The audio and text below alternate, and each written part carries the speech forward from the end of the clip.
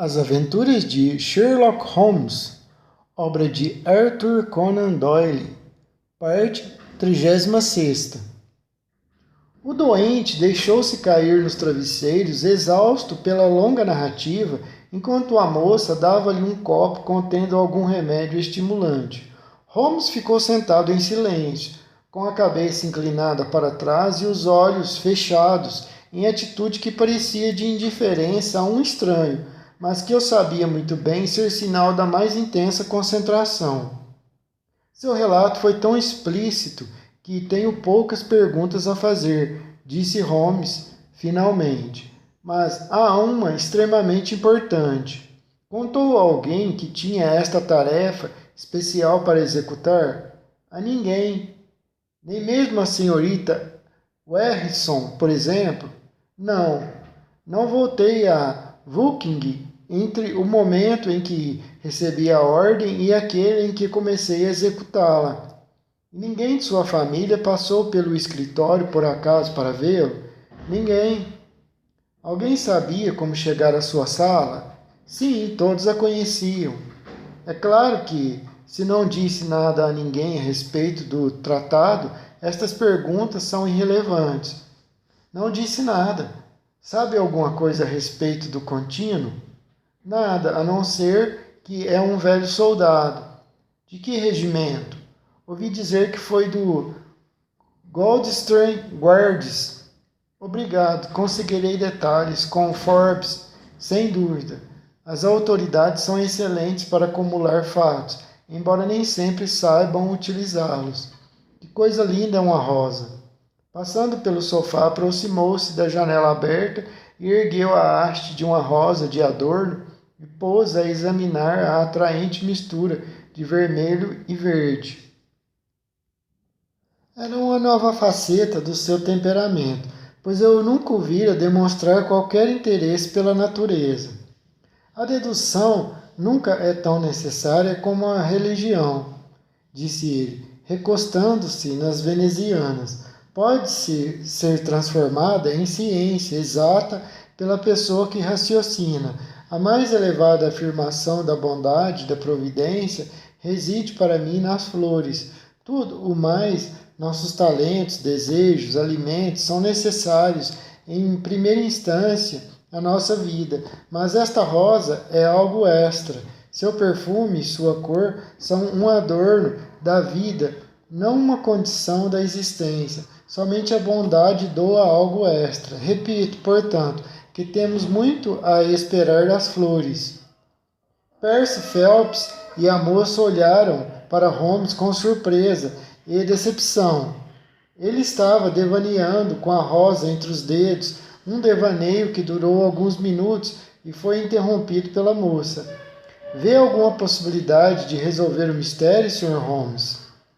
Perguntou com certa aspereza. O mistério, exclamou Holmes, voltando à realidade concreta. Seria absurdo negar que o caso é nebuloso e complicado, mas prometo estudar a questão e comunicar qualquer detalhe que me venha a impressionar. Vê alguma pista? Você me forneceu 7, mas é claro que preciso examiná-las antes de me pronunciar, falou Holmes. Suspeita de alguém? Suspeito de mim mesmo. O quê? De chegar às conclusões precipitadas, respondeu Holmes.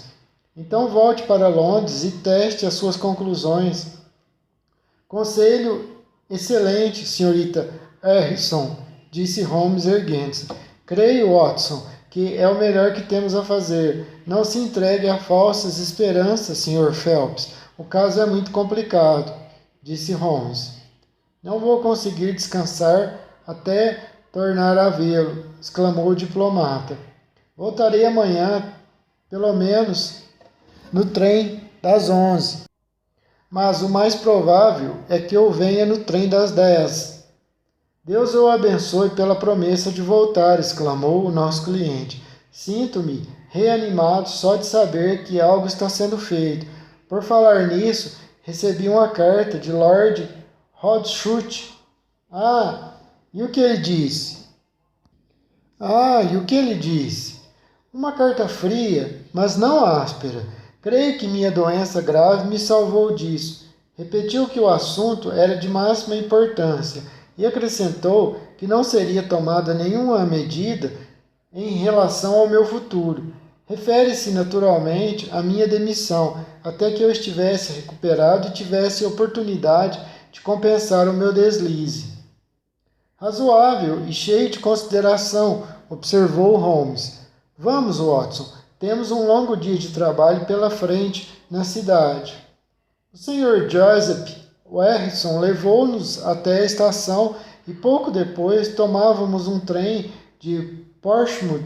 Holmes mergulhou em profunda meditação e mal abriu a boca até ultrapassarmos a estação Clapham Junction. É muito agradável chegar a Londres por uma dessas linhas elevadas que permitem ver casas do alto. Pensei que estivesse brincando, pois o panorama era deprimente, mas Holmes explicou. Veja aqueles grupos de construções isoladas e altas, Watson, erguendo-se acima dos telhados com ilhas de tijolos num mar cor de chumbo. Os internatos. Faróis, meu rapaz. Faróis iluminando o futuro. Cápsulas contendo centenas de pequenas sementes, das quais brotará a Inglaterra melhor e mais sábia do futuro. Suponho que Phelps não beba. Creio que não. Também acho, mas precisamos levar em conta todas as possibilidades. O pobre diabo meteu-se em grandes apuros e não sei se conseguiremos tirá-lo disso. O que achou da senhorita Harrison? Uma moça de temperamento enérgico, disse a Holmes. Sim, mas é boa pessoa, se não me engano. Ela e o irmão são filhos únicos de um fabricante de ferro. Phelps apaixonou-se por ela quando viajou no inverno passado e a moça veio para ser apresentada à família dele, escoltada pelo irmão. E então ocorreu o escândalo, e ela ficou para cuidar do noivo, enquanto o irmão Joseph, vendo-se em situação confortável, permaneceu também na casa. Andei fazendo algumas investigações independentes, Watson, mas hoje será um dia de pesquisas. Meus clientes, comecei. Se achar que seus casos são mais interessantes que os meus, disse Holmes com certa aspereza. Eu pretendi dizer que meus clientes podem me dispensar por 1 ou 2 dias, mas Holmes nem esperou, pois era a época menos movimentada do ano. Ótimo, disse ele, recuperando o bom humor. Então examinaremos juntos o assunto, Watson. Creio que devemos começar por uma visita a Forbes. Ele, provavelmente, pode nos contar todos os detalhes de que precisamos para descobrir de que lado o caso deve ser abordado. Você disse que tinha uma pista. Holmes. Temos várias, Watson, mas só podemos testar sua validade com nossas investigações. O crime mais difícil de solucionar é aquele sem finalidade. Este não é. Quem lucra com ele? O embaixador francês, o russo ou quem conseguisse vender aos dois o documento. E Lord Rothschild. É concebível que um estadista se encontre em situação de não lamentar que o documento tenha sido acidentalmente destruído, Watson. Não um estadista com a ficha honrada de Lord Rothschild. É uma possibilidade, não podemos ignorá-la, Watson. Visitaremos hoje o ilustre Lord Rothschild para verificar se ele é capaz de nos dizer alguma coisa. Enquanto isso, já providenciei investigações. Já, Holmes? Sim, passei telegramas da estação de Woking para todos os vespertinos de Londres. Este anúncio será publicado nos jornais. Entregou-me uma folha arrancada de uma caderneta, onde tinha rabiscado a lápis. Recompensa de 10 libras.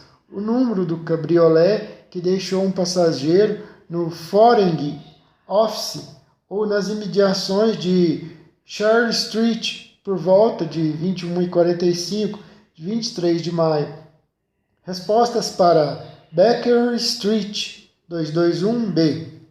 Tem certeza de que o ladrão chegou no cabriolé, Holmes? Se não chegou, é indiferente. Watson. Mas se o Sr. Phelps está certo ao dizer que não existe esconderijo na sala ou nos corredores, então a pessoa veio de fora. Se veio de fora, numa noite chuvosa, e não deixou marcas no linoléu, examinado minutos depois de sua passagem, é muito provável que tenha chegado num veículo. Sim, creio que podemos deduzir com segurança que se trata de um cabriolé. É plausível, Holmes. Esta é uma das pistas a que me referi, Watson, e pode levar-nos a uma descoberta. E há a história ainda da sineta, que é a característica mais marcante do caso. Por que a sineta tocaria? O ladrão teria feito isso num gesto de desafio? Ou seria alguém que estava com o ladrão e queria impedir o crime? Ou teria sido um acidente apenas? Ou, sei lá, Watson. Holmes mergulhou novamente numa concentração intensa e silenciosa. Mas, como estava habituado a todas as suas mudanças de humor, achei que lhe ia ocorrer uma nova possibilidade. Eram 15h20 quando chegamos ao terminal e, após um almoço apressado no buffet, partimos para Scotland Yard. Holmes já havia telegrafado para Forbes e ele estava à nossa espera. Era um homem baixinho, esperto, de expressão viva e nem um pouco amável. Mostrou-se glacial, principalmente quando soube do objetivo da visita.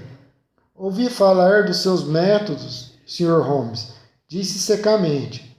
Está sempre pronto a usar todas as informações que a polícia coloca à sua disposição e depois encerra o caso por conta própria, lançando descrédito sobre nós. Ao contrário, dos últimos 53 casos que investiguei, meu nome só apareceu em 4 e a polícia recebeu todo o crédito pelos outros 49. Não o culpo por ignorar o detalhe. É jovem e inexperiente, mas se quiser progredir em sua nova função, trabalhará comigo e não contra mim. Gostaria de ouvir uma ou duas sugestões, disse o detetive, mudando de atitude. Até agora não obtive crédito nenhum nesse caso. Que providências tomou?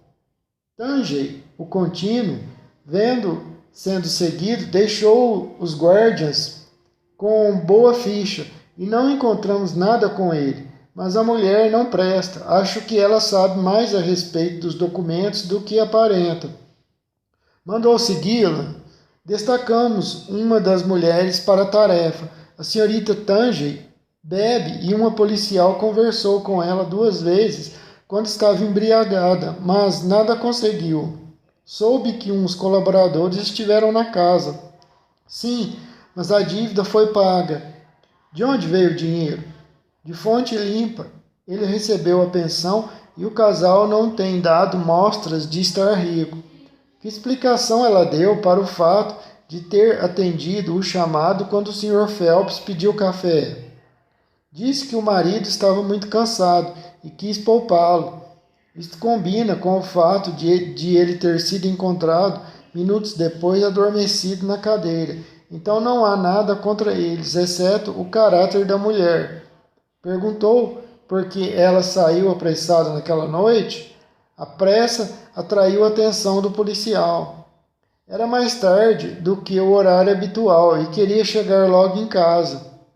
Comentou com ela que o Sr. Phelps, que saíram pelos 20 minutos depois, chegaram antes dela. Explicou o fato pela diferença entre um ônibus e um cabriolé. Esclareceu porque, ao chegar à casa, correu para a cozinha. Era ali que guardava o dinheiro para pagar os cobradores. Ela tem resposta para tudo, pelo que vejo. Perguntou se ao sair encontrou alguém ou ouviu alguém rondando na Charles Street. Não viu ninguém, a não ser o policial. Parece que a interrompeu minuciosamente. Que outras providências tomou? O funcionário Gorot foi seguido durante essas 9 semanas, mas sem resultados. Não podemos provar nada contra ele, Sr. Holmes. Mais alguma coisa? Não dispomos de nenhuma outra pista para seguir, nenhum indício de qualquer tipo. Formulou alguma teoria a respeito do que tem acontecido para que a campainha fosse tocada? Confesso que não sei, Sr. Holmes, o que pensar sobre isso. Fosse quem fosse, era uma pessoa muito fria para soar o alarme daquela maneira. Sim, foi uma atitude bem estranha. Muito obrigado pelas informações. Se eu conseguir pôr o sujeito em suas mãos, terá notícias minhas. Vamos, Watson. Onde vamos agora, Holmes? Perguntei quando saímos do escritório. Vamos entrevistar Lord Rothschild, ministro do gabinete e futuro premier da Inglaterra. Tivemos a sorte de descobrir que Lord Rothschild ainda estava em seu gabinete de Downing Street. Quando Holmes enviou seu cartão, fomos conduzidos imediatamente à sua presença. O estadista recebeu-nos com uma velha e conhecida cortesia, fazendo-nos sentar em luxuosas poltronas do lado da lareira. De pé no tapete entre nós, silhueta alta e magra, traços aquilinos no rosto pensativo, cabelos prematuramente grisalhos, parecia representar um tipo pouco comum, um nobre em toda a acepção da palavra. Conheço-o de nome, Sr. Holmes, ele disse com um sorriso, e é claro que não vou fingir que ignoro o motivo da sua visita. Só houve nestas salas uma ocorrência que exigiria a sua atenção. Posso saber em nome de quem está agindo? No do Sr. Percy Phelps, respondeu Holmes. Ah, o meu infeliz sobrinho. Deve compreender que o nosso parentesco torna ainda mais difícil para mim protegê-lo. Receio que o incidente tenha um efeito muito prejudicial sobre a carreira dele. E se o documento for encontrado? O caso seria diferente, é claro, respondeu Lord Rothschild. Gostaria de fazer-lhe uma ou duas perguntas, Sr. Rothschild. Será um prazer, Sr. Holmes, prestar-lhe qualquer informação ao meu alcance. Foi nesta sala que deu as instruções para que o documento fosse copiado? Sim, senhor. Então, dificilmente alguém teria ouvido. Isto está fora de cogitação, Sr. Holmes. Disse a alguém que pretendia mandar fazer uma cópia do tratado? De modo algum. Tem certeza? Certeza absoluta. Se o senhor não contou a ninguém, e o Sr. Phelps também não, e ninguém mais sabia do assunto, então a presença do ladrão na sala foi puramente acidental. Ele viu a oportunidade e aproveitou-a. O estadista sorriu. Isso está fora da minha especialidade, Sr. Holmes. Refletiu um instante. Há um outro ponto muito importante que gostaria de discutir com o senhor, falou Holmes. Pelo que entendi, o senhor temia graves consequências se os detalhes do tratado fossem divulgados. Uma sombra cobriu a fisionomia expressiva do estadista. Sim, consequências muito graves, ele falou. E elas se concretizaram, Sr. Rothschild? Ainda não, Sr. Holmes. Se o tratado tivesse chegado, digamos, ao Ministério do Exterior da França ou da Rússia, o senhor saberia? Sim, saberia, disse Lord Rothschild. Então, como já se passaram quase 10 semanas e nada se soube, não é justo supor que, por algum motivo, o tratado não chegou às mãos deles? Lord Rothschild deu de ombros.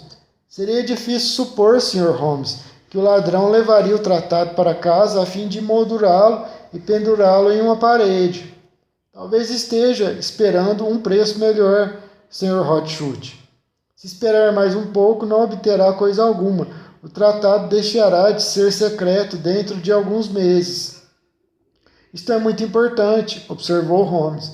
Pode-se supor também, é claro, que o ladrão tenha adoecido subitamente. Não. Um ataque de febre cerebral, por exemplo? Perguntou o estadista com um rápido olhar malicioso. Mas eu não disse isso, rebateu Holmes, imperturbável. E agora, Lord Rothschild, já tomamos muito do seu precioso tempo e lhe desejamos um bom dia. Pleno êxito na sua investigação, Sr. Holmes, seja quem for o criminoso, respondeu o nobre com uma inclinação de despedida. É um excelente sujeito, comentou Holmes quando saímos, mas precisa lutar para manter sua posição. Não é rico e tem muitos encargos. Notou que as botas dele lavaram meia hora? Notou que as botas dele levaram meia sola? Agora, Watson, não o afastarei por mais tempo de suas legítimas obrigações. Não farei mais nada hoje, a menos que receba uma resposta ao anúncio do cabriolé. Mas ficaria muito grato se me acompanhasse a Oaking amanhã, pelo menos, se você quiser, claro. Sim, Holmes, desejo muito ver o desfecho desse caso. Então está combinado, meu amigo, Watson. Encontrei-o na manhã seguinte e viajamos juntos para Oaking. Ele não obtivera nenhuma resposta relativa ao anúncio ou qualquer informação que ajudasse a esclarecer o caso. Quando queria, ele adquiria a completa imobilidade de um pele vermelha e não consegui deduzir de sua atitude se estava ou não satisfeito com o andamento do caso. Conversou, lembro-me, sobre o sistema Bertillon de medidas e manifestou sua entusiástica admiração pelo sábio francês. Encontramos o nosso cliente ainda aos cuidados da enfermeira dedicada, mas com uma aparência bem melhor que na véspera. Bertillon. Sistema de medidas. Bertillon. Levantou-se do sofá e cumprimentou-nos sem dificuldade quando entramos. Alguma novidade? Perguntou vivamente. Meu relatório, como eu esperava, é negativo, disse Holmes. Conversei com Forbes e com seu tio e encaminhei uma ou duas investigações que podem dar algum resultado. Então não desanimou? De modo algum. Deus o abençoe por essas palavras, exclamou a senhorita Harrison. Se conservarmos nosso ânimo e nossa paciência, a verdade virá à tona. Temos mais coisas para contar ao Senhor do que o Senhor para nós, disse Phelps, voltando ao sofá onde estava. Eu esperava que tivesse alguma coisa. Sim, vivemos esta noite uma aventura que poderia ter sérias consequências graves. Se seu rosto ficou muito sério e algo semelhante ao medo brilhou nos seus olhos. Começou a acreditar que o seu pivô involuntário de uma conspiração monstruosa e que tanto a minha honra como a minha vida estão ameaçadas. Ah, fez Holmes. Parece incrível, pois que eu saiba não tenho um só inimigo no mundo. Contudo, após a experiência desta noite, não posso chegar a outra conclusão. Fale, por favor, lhe disse Holmes. A noite passada foi a primeira que dormi sem a enfermeira no quarto. Sentei-me para ler um pouco. Sentia-me bem, bem melhor, e achei que podia dispensá-la e me entregar à leitura que tanto gosto. Mas deixei uma lamparina acesa, claro. Por volta das 2 horas eu estava mergulhado num sono leve e de repente fui despertado por um ruído fraco. Parecia um rato roendo uma tábua. Fiquei escutando durante algum tempo com a impressão de que era essa a causa. Mas o ruído ficou mais forte e de repente ouvi um estalito metálico na janela. Sentei-me na cama, espantado. Não havia dúvidas quanto à origem dos sons. O mais leve fora causado por um instrumento introduzido na brecha entre as venezianas, e o segundo pela fechadura sendo forçada. Houve então uma pausa de uns 10 minutos, como se a pessoa estivesse esperando para verificar se o ruído havia me acordado. Escutei então um leve estalido e a janela abriu-se devagar. Não podendo suportar a tensão, pois meus nervos já não são os mesmos, saltei da cama e abri a janela. Havia um homem agachado no peitoril. Não o vi bem porque desapareceu na mesma hora. Estava envolto numa espécie de capa que ocultava a parte inferior do rosto. De uma coisa estou certo, ele empunhava uma arma, parecia um punhal, Vi nitidamente o brilho da lâmina quando ele se virou para fugir. Muito interessante, comentou Holmes. O que fez então? Eu teria saltado a janela para persegui-lo se estivesse mais forte. Toquei a campainha e despertei a casa toda. Isso levou algum tempo, porque a sineta toca na cozinha e os criados dormem lá em cima. Gritei e isso atraiu Joseph, que acordou os outros. Joseph e o criado encontraram pegadas no canteiro em frente à janela, mas o tempo anda muito seco ultimamente, que acharam inútil procurar pegadas no gramado. Contudo, Sr. Holmes, um ponto da cerca que contorna o jardim mostra sinais, dizem eles, de que alguém saltou sobre ela, quebrando-a na parte superior. Não chamei a polícia local porque achei melhor ouvir antes a sua opinião. A narrativa do nosso cliente teve um efeito extraordinário sobre Sherlock Holmes. Levantou-se, ele começou a andar de um lado para o outro numa excitação incontrolável. As desgraças nunca vêm sozinhas, disse Phelps sorrindo, embora fosse evidente que o episódio o deixara um tanto abalado. Sua dose de desgraças não foi pequena, observou Holmes. Acha que poderia dar uma volta em torno da casa comigo? Sim, gostaria de tomar um pouco de sol. Joseph virá também. E eu também, disse a senhorita Harrison. Acho melhor não ir, disse Holmes, meneando a cabeça. Vou pedir-lhe que fique sentado exatamente onde está. A moça voltou a se sentar com um ar aborrecido, mas o irmão Joseph veio conosco e saímos os quatro, contornando o gramado até chegarmos à janela do jovem diplomata. Como ele tinha dito, havia pegadas no canteiro, mas estavam muito confusas e pouco nítidas. Holmes inclinou-se sobre elas por um instante e depois levantou-se, encolhendo os ombros. Não creio que se possa obter grande coisa aqui. Vamos contornar a casa e verificar por que o ladrão escolheu especificamente este quarto. Ao meu ver, as janelas grandes do sala de jantar, a meu ver, as janelas grandes do salão e da sala de jantar seriam mais atraentes para ele. São mais visíveis da estrada, sugeriu o Sr. Joseph Harrison. É claro, esta porta que ele poderia ter experimentado, para que serve? É a entrada de serviço, fica trancada à noite naturalmente. Já houve alguma ocorrência semelhante aqui? Nunca, respondeu o nosso cliente. Vocês guardam prataria em casa ou qualquer coisa que possa atrair ladrões? Nada de valor.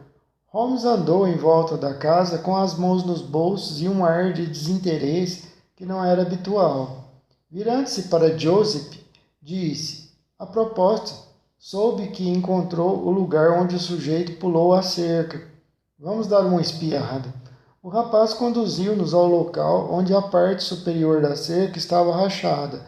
Dali pendia um pedacinho de madeira. Holmes arrancou-o e o examinou com um olhar crítico. Acha que isto foi feito esta noite? Parece mais antigo, não é? Bem, é possível. Não há sinais de que alguém tenha saltado do outro lado. Não creio que aqui não encontraremos nada. Não, creio que aqui não encontraremos nada. Vamos voltar ao quarto e conversar sobre o assunto. Percy Phelps caminhava muito devagar, apoiado no braço do futuro cunhado, Joseph. Holmes atravessou rapidamente o gramado e chegamos à janela aberta do quarto bem antes dos outros.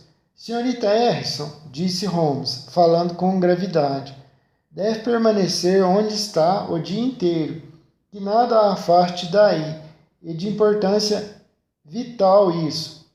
Sim, se quiser, Sr. Holmes, disse a moça, surpresa. Quando subir para se deitar, tranque a porta deste quarto e guarde a chave. Prometa que fará isto? Sim. E Percy?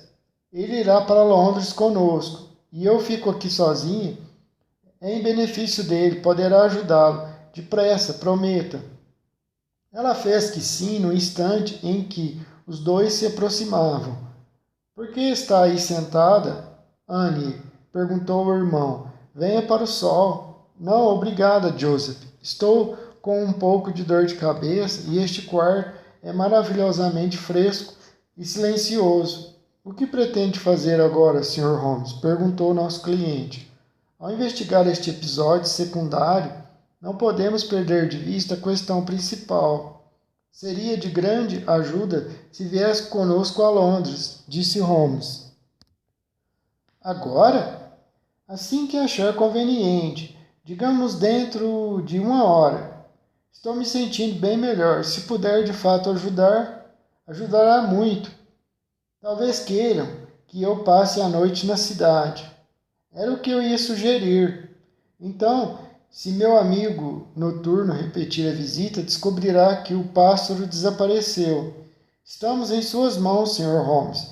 Diga exatamente o que façamos. Talvez prefira que Joseph nos acompanhe para cuidar de mim. Não, meu amigo. Watson é médico e fará isso. Almoçaremos aqui, se permitir, e depois iremos os três para a cidade. Deixe Joseph aqui para fazer companhia à sua irmã. Tudo se passou como ele sugeriu e a senhorita Harrison recusou-se a sair do quarto, seguindo as instruções de Holmes. Eu não consegui imaginar qual era o objetivo das manobras de meu amigo, a menos que fosse manter a moça longe de Phelps.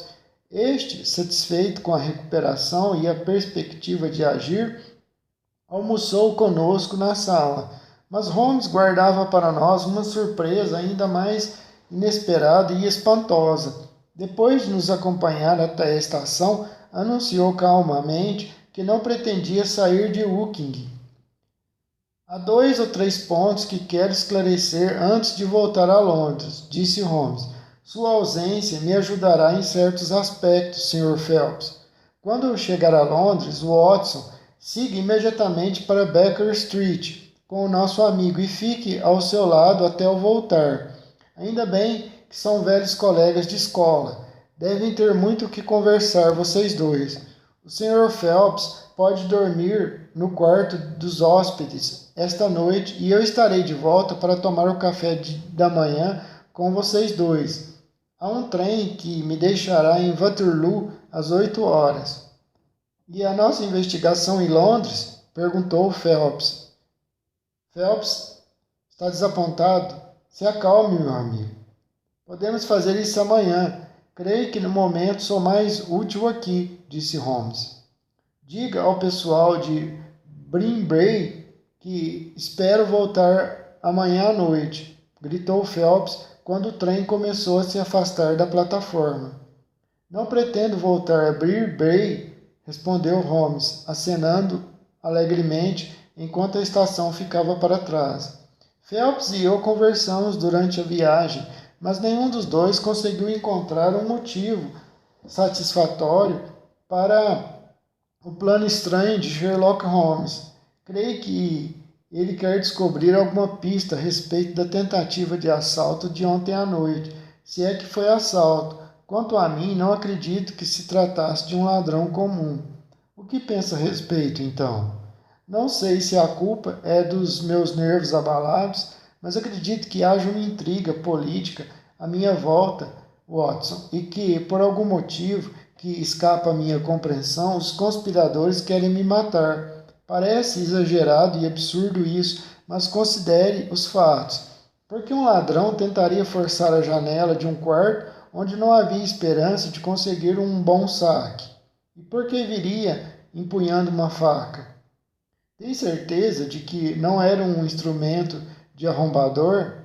Não, era uma faca, Watson. Vi nitidamente o brilho da lâmina. Mas por que alguém o perseguiria com tanta hostilidade? Ah, essa é a questão, meu amigo. Se Holmes for da mesma opinião, isso explicará sua maneira de agir, não acha?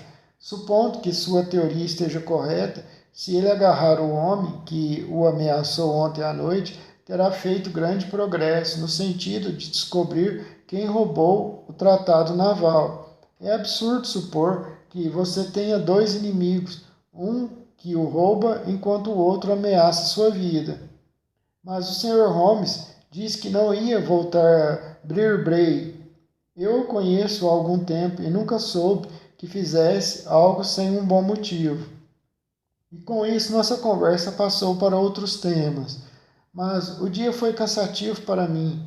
Phelps ainda estava debilitado, em consequência da doença prolongada, e seus problemas o haviam deixado irritadiço e nervoso. Procurei inutilmente interessá-lo no Afeganistão, na Índia, em questões sociais, em qualquer coisa que afastasse seus pensamentos do problema. Voltava sempre ao trabalho perdido, ruminando, imaginando, especulando sobre o que o Holmes estaria fazendo, que medidas Lord Hartshut tomaria e que notícias receberíamos pela manhã de Sherlock Holmes. Ao anoitecer, seu nervosismo tornou-se doloroso. Tem confiança implícita em Holmes? Ele me perguntava sempre. Eu ouvi fazer coisas extraordinárias, meu amigo Phelps. Mas já chegou a esclarecer um caso tão misterioso como este? Haha, você está brincando. Dezenas e dezenas, para não dizer centenas, como este. Sem dúvida que sim. Eu vi resolver casos mais intrincados que este, meu amigo, ainda mais intrincados. Mas estavam em jogo interesses tão grandes.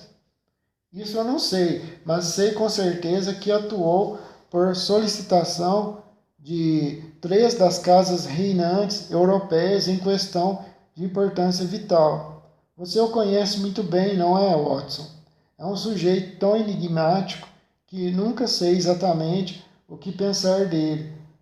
Disse a meu amigo, acha que ele está otimista? Que esperar bons resultados? Você o conhece bem, não é, Watson? É um sujeito tão enigmático, não sei o que pensar sobre ele. Acha que ele está otimista? Que espera bons resultados, meu amigo? Ele não disse nada, Phelps. Mau sinal, me disse Phelps. Não, pelo contrário. Notei que quando está desnorteado sempre o demonstra. Quando está seguindo uma pista, mas ainda não tem certeza de que seja a correta, é que ele fica mais taciturno, pensativo, como está agora. Agora, meu caro, não podemos ajudá-lo ficando nervoso, de modo que peço que vá se deitar para estar descansado amanhã. Você não está totalmente recuperado, Phelps. Seja quais forem os acontecimentos que nos aguardem, você precisa estar bem de saúde. Consegui finalmente convencer o meu amigo a seguir meu conselho, embora soubesse que, como ele estava muito excitado, talvez não dormisse. E sua inquietação era contagiosa, porque eu também fiquei rolando na cama boa parte da noite, remoendo o estranho problema, elaborando uma centena de teorias, cada qual mais impossível que a outra. Por que Holmes ficara em Hooking? Porque havia pedido à senhorita Harrison para permanecer no quarto o dia inteiro. Porque tiveram cuidado de não informar aos moradores de Bray que pretendia ficar nas proximidades. Fiquei quebrando a cabeça até adormecer, na tentativa de encontrar uma explicação que abrangesse todos os fatos. Eram 7 horas quando acordei e me dirigi imediatamente para o quarto de Phelps. Encontrei-o abatido e exausto após uma noite mal dormida. A primeira coisa que fez foi perguntar se Holmes já havia chegado. Chegará na hora que prometeu, nem um minuto a menos ou a mais. Pode estar certo, Phelps. Minhas palavras estavam corretas. Pouco depois das 8 horas da manhã, um cabriolé parou à porta e dele saltou nosso amigo. Da janela vimos que ele tinha a mão esquerda envolta em ataduras e estava muito sério e pálido. Entrou em casa, mas levou algum tempo para subir a escada. Parece um homem derrotado, exclamou Phelps. Fui obrigado a confessar que ele tinha razão.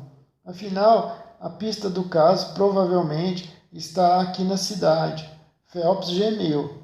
Não sei porquê, mas esperava muita coisa na volta dele. Não estava com a mão enrolada assim ontem. O que terá acontecido? Está ferido, Holmes? Perguntei quando meu amigo entrou na sala. É só um arranhão e por culpa minha, respondeu cumprimentando-nos com um aceno de cabeça. Este seu caso, Sr. Phelps, é um dos mais misteriosos que já investiguei. Temia que o considerasse difícil demais. Foi uma experiência extraordinária, disse Holmes. Essa atadura indica complicações, observei. Quer nos contar o que aconteceu? Depois do café da manhã, meu caro Watson, lembre-se de que respirei 45 quilômetros do ar de Surrey esta manhã. Suponho que não tenha chegado nenhuma resposta ao meu anúncio referente ao cabriolé. Bem, não se pode acertar sempre. A mesa estava posta e quando eu estava prestes a tocar a campainha, a senhorita Hudson entrou com o chá e café. Minutos depois trouxe as travessas cobertas e nós três nos sentamos à mesa. Holmes, esfaimado, eu, curioso, e Phelps, no mais sombrio estado depressivo. A senhorita Hudson mostrou-se à altura da ocasião. Observou Holmes descobrindo um prato de galinha ao curry. Sua culinária é um tanto limitada, mas como escocesa tem uma boa ideia do que seja um breakfast. O que é que você tem aí, Watson? Breakfast. Presunto e ovos, respondi. Ótimo, o que deseja, Sr. Phelps? Galinha ao curry. Ovos ou o senhor mesmo se servirá? Obrigado, não consigo comer nada. Ora, vamos, experimente esse prato que está na sua frente. Não, obrigado, prefiro não comer mesmo. Nesse caso, disse Holmes com uma piscadela maliciosa, não fará objeção a me ajudar a servir. Recapitulando. A mesa estava posta, e quando eu estava prestes a tocar a campainha, a senhorita Hudson entrou com o chá e café. Minutos depois, trouxe as travessas cobertas e nós três nos sentamos à mesa. Holmes estava esfaimado, eu curioso, e Phelps no mais sombrio estado depressivo. A senhorita Hudson mostrou-se à altura da ocasião, observou Holmes descobrindo um prato de galinha ao curry. Sua culinária é um tanto limitada, mas como escocesa tem uma boa ideia do que seja um breakfast. O que é que você tem aí, Watson? Presunto e ovos, respondi. Ótimo. O que deseja, Sr. Phelps? Galinha ao curry, ovos ou o senhor mesmo se servirá? Obrigado, não quero nada, não consigo comer nada. Ora, vamos, experimente esse prato que está na sua frente. Não, obrigado. Prefiro não comer mesmo. Neste caso, disse Holmes com uma piscadela maliciosa para mim, não fará objeção a me ajudar a servir. Phelps ergueu a tampa e na mesma hora deu um grito e ficou imóvel, tão pálido quanto a travessa que olhava. Sobre ela estava um pequeno cilindro de papel azul acinzentado. Pegando-o, devorou-o com os olhos e em seguida começou a dançar e a pular loucamente pela sala como uma criança, apertando o documento contra o peito e gritando de alegria. Logo depois deixou-se cair numa poltrona, tão enfraquecido e exausto das próprias emoções que precisamos obrigá-lo a tomar um brande para evitar que desmaiasse. Calma, disse Holmes em tom tranquilizador, batendo-lhe no ombro. Foi um erro apresentá-lo assim tão bruscamente, ao que você tanto queria. Mas Watson dirá que nunca resisto a um toque dramático. Sou assim mesmo, Sr. Phelps. Tomando-lhe a mão, Phelps beijou as mãos de Holmes desvaradamente. Que Deus o abençoe, que Deus o abençoe, que Deus o abençoe, que Deus o abençoe, Sr. Holmes. O senhor salvou a minha vida e a minha honra. Bem, a minha também estava em jogo. Garanto que é tão odioso para mim fracassar num caso como seria para o senhor falhar na sua missão. Phelps guardou o precioso documento no bolso interno do casaco. Não tenho coragem de adiar por mais tempo o seu breakfast, mas estou louco para saber como o senhor conseguiu e onde o encontrou. Sherlock Holmes tomou uma xícara de café e concentrou-se no presunto com ovos. Depois, levantando-se, ficou olhando para mim e para o meu amigo Phelps. Vou contar primeiro o que fiz e então como consegui. Depois de deixá-los na estação, fiz um agradável passeio pela admirável paisagem de Surrey até uma aldeia encantadora chamada Ripley, onde tomei chá na estalagem, tendo a precaução de encher meu frasco de bolso e acrescentar alguns sanduíches. Fiquei ali até a noite, quando voltei a Woking. Cheguei à estrada que passa por Brer Brae pouco depois de escurecer. Esperei até que o caminho ficasse deserto. Não é muito movimentado em hora nenhuma do dia, parece-me, pois depois pulei o muro e entrei no jardim. O portão não estava aberto? Perguntou Phelps. Estava, mas tenho tendências peculiares nesses assuntos. Escolhi o lugar onde ficam os três abetos e, protegido por eles, aproximei-me sem ser visto por ninguém da casa. Agachei-me entre os arbustos e rastejei de um para o outro. Prova disso é o estado lamentável dos joelhos das minhas calças, vejam, até chegar uma moita de rododendros bem em frente à janela do seu quarto. Ali, agachado, aguardei os acontecimentos. A veneziana não estava abaixada e vi a senhorita Harrison lendo junto à mesa. Eram 22h15. Quando ela fechou o livro, abaixou as venezianas e saiu. Ouvi quando ela fechou a porta e tive certeza de que havia girado a chave na fechadura. A chave? Exclamou Phelps. Sim, dei instruções à senhorita Harrison para trancar a porta pelo lado de fora e levar a chave com ela quando fosse dormir. Ela cumpriu rigorosamente todas as minhas instruções e sem a sua cooperação esse papel não estaria agora no seu bolso. Ela saiu, as luzes se apagaram e eu permaneci agachado na moita de rododendros. Era uma bela noite, mas a vigília foi cansativa. Naturalmente, envolvia o tipo de emoção que um desportista sente quando está junto a um rio esperando a caça de grande porte. Mas a espera foi longa, quase tão longa, Watson, quanto a que vivemos naquele quarto sinistro, estudando o problema da banda pintada, se lembra? O relógio da igreja de Woking marcava os quartos de hora e mais de uma vez pensei que ele havia parado. Finalmente, por volta das 2 horas, ouvi de repente o leve ruído de um ferrolho sendo empurrado e o estalido de uma chave. Logo depois, a porta de serviço abriu-se e o Sr. Joseph Harrison surgiu à luz da lua. Estava com a cabeça descoberta, mas havia jogado nos ombros uma capa negra para poder ocultar rapidamente o rosto caso houvesse algum alarme. Caminhou silenciosamente à sombra da parede e, quando chegou à janela, enfiou uma faca de lâmina comprida na brecha entre as venezianas, empurrou o ferrolho e a abriu. De onde estava, eu podia ver perfeitamente o interior do quarto e acompanhar todos os seus movimentos. Ele acendeu as 2 velas que ficam sobre a lareira. Em seguida, levantou a ponta do tapete perto da porta. Então inclinou-se e ergueu um pedaço de madeira quadrado, do tipo que costuma ser deixado para permitir o acesso de bombeiros às juntas dos encanamentos de gás. Aquele cobria, para ser exato, a junta em forma de T, que leva o gás à cozinha.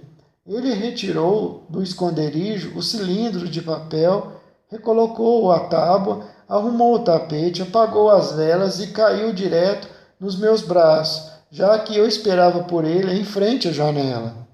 O Sr. Joseph foi mais agressivo do que eu imaginava.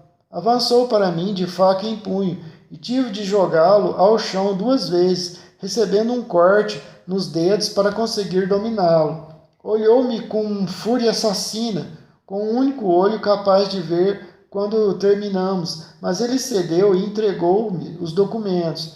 De posse deles, eu o libertei, mas telegrafei a Forbes esta manhã, dando todos os detalhes. Se ele for bastante rápido para pegar o pássaro, tudo bem, mas se, como desconfio, encontrar o ninho vazio, tanto melhor para o governo. Imagino que Lord Hardshut, de um lado, e o Sr. Phelps, de outro, preferem que o caso não chegue à justiça, que venha a público. Correto? Meu Deus, arquejou o nosso cliente. Quer dizer que nessas 10 longas semanas de agonia, os documentos roubados estavam no próprio quarto onde eu fiquei? Sim, exatamente, Sr. Phelps. E Joseph, bandido e ladrão, o irmão da minha amada, um ladrão. Creio que o caráter de Joseph é mais complexo e perigoso do que pode parecer à primeira vista, Sr. Phelps. Soube esta manhã que ele sofreu grandes perdas jogando na bolsa e está disposto a qualquer coisa para melhorar sua sorte. Sendo um homem profundamente egoísta, quando surgiu a oportunidade, não levou em conta a felicidade da própria irmã ou a sua reputação. Percy Phelps afundou-se na poltrona, pensativo e triste, sabendo que o irmão de sua amada planejara tudo isso. Estou completamente zonzo. O que disse me deixou aturdido, Sr. Holmes. No seu modo didático, Holmes observou. No seu caso, a principal dificuldade estava no excesso de evidências. Os elementos vitais estavam encobertos pelos irrelevantes. Entre todos os fatos que nos foram apresentados, era preciso escolher o que julgávamos essenciais e depois colocá-los em ordem, a fim de reconstituir esta extraordinária cadeia de acontecimentos. Comecei a suspeitar de Joseph quando você disse que pretendia viajar para casa com ele na noite. Era muito provável, portanto, que ele passasse pelo Foreign Office, bem conhecido dele, a caminho da estação. Quando eu soube que alguém havia tentado entrar no quarto, onde ninguém, exceto Joseph, poderia ter escondido alguma coisa, você nos contou que Joseph havia sido desalojado quando chegou com o médico. Minhas suspeitas transformaram-se em certeza, principalmente porque a tentativa foi feita na primeira noite em que a enfermeira estava ausente, mostrando que o intruso estava a par do que acontecia na casa.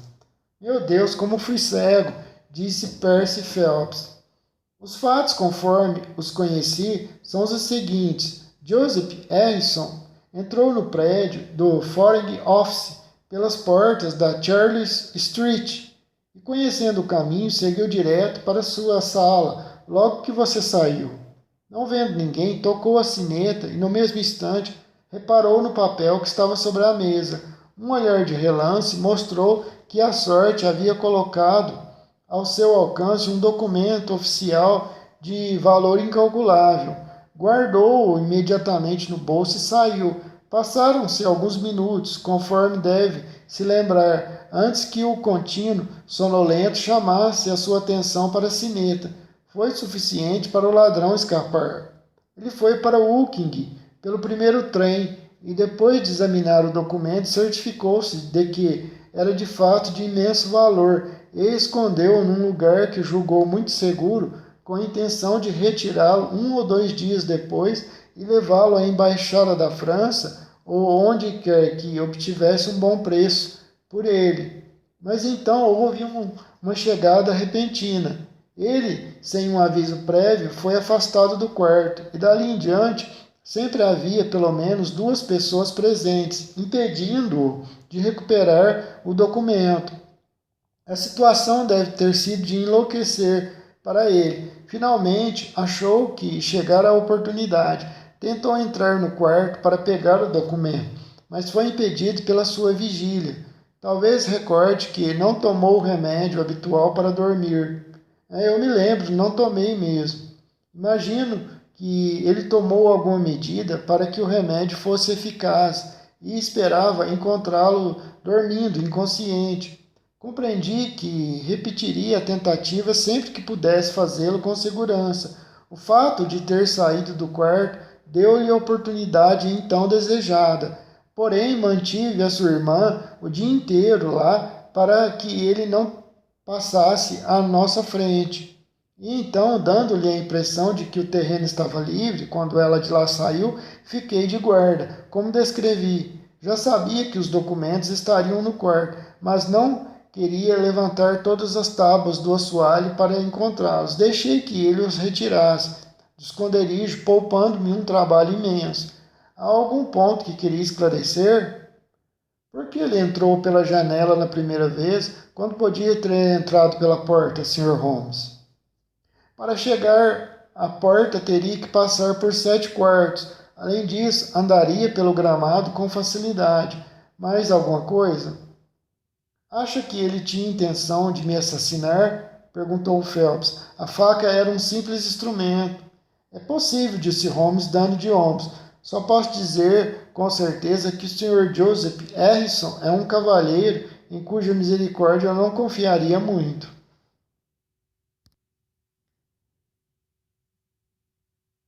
O problema final.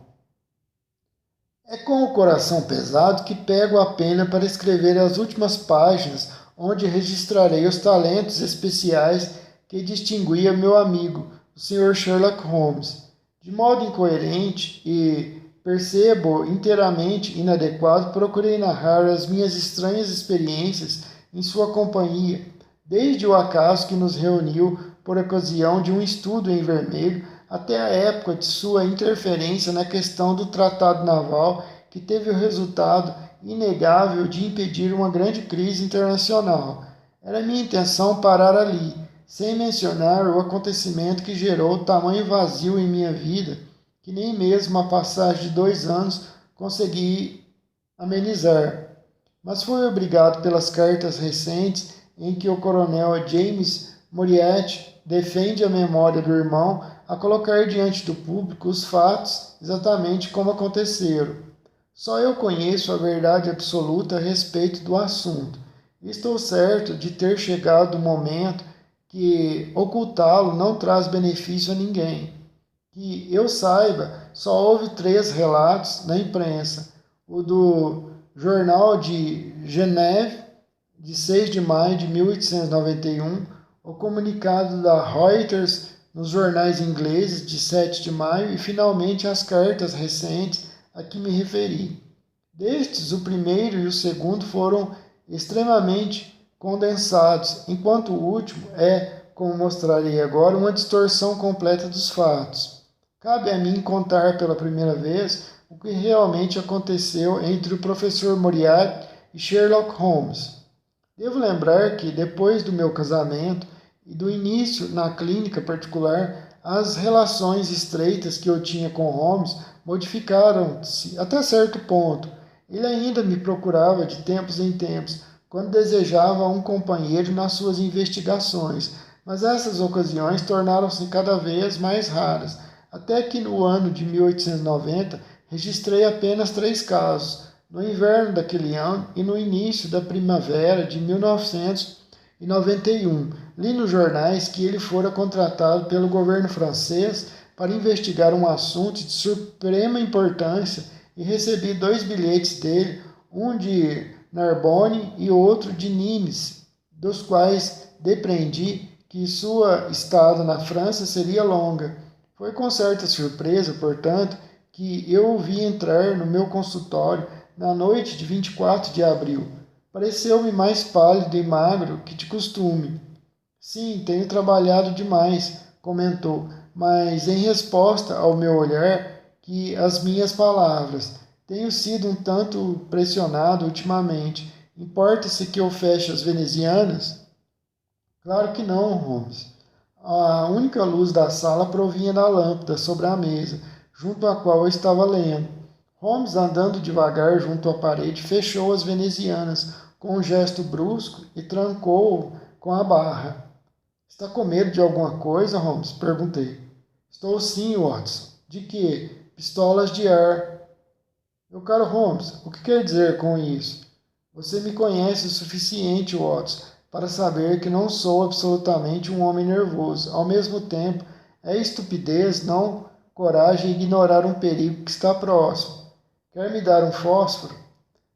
Deu uma profunda... Holmes lhe deu um fósforo para ele fazer um experimento. Holmes me mostrou o fósforo e ficou dizendo alguma coisa que eu não entendi. Está vendo esse fósforo, Watson? Pense bem. Ele é frágil, não é? Mas ao mesmo tempo tem muita utilidade. Veja, meu amigo, ele se quebra